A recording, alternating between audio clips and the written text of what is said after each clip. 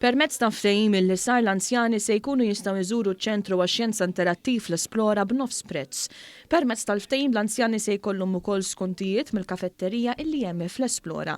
Dan iċ-ċentru l-anzjani se jkollhom l-opportunità jattendu attivitajiet illi jgħinuhom jifhmu iżjed dak kollu li għandu x'jaqsam max-xjenza.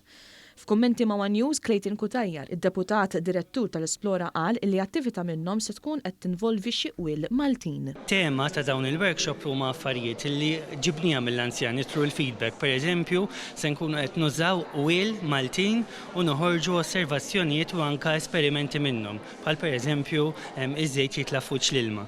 U l-anzjani ser jkollhom il-possibilità li jiddiskutu l-qawl, jgħidu jekk qatt xużaw. Min-naħa tiegħu il-Ministru għall-Anzjani Tat-Tiva Michael Farrugia stqar li dawn l-attivitajiet se jgħinu lill-anzjani jkattru l-għarfien tagħhom. U anke eventwalment jistgħu jifhmu anke lil saħħithom.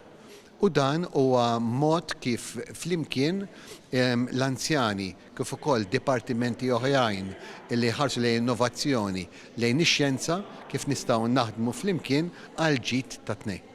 Il-Ministru għall-Innovazzjoni u r-Riċerka Owen Bonnici qal li ftehim bħal dan iħares lejn it-tagħlim tal-anzjani li wkoll għandhom dritt jibqgħu attivi mentalment. Aħna rridu l-iktar sezzjonijiet tal-komunità tagħna jersqu viċin ix-xjenzi għaliex hemm ħafna ġid li joħroġ meta jiġri hekk. U aħna rridu wkoll li l-anzjani tagħna jersqu viċin dan is-settur li huwa importanti ħafna għall-avvanz u l-futur tal-pajjiż tagħna. Iċ-Chairman tal-Kunsill Malti għax-xjenza u t-teknoloġija Jeffrey Pulicino Orlando qal li l-anzjani qatt m'għandhom jaqtaw qalbhom u ħeġġiġhom iżuru l-Esplora.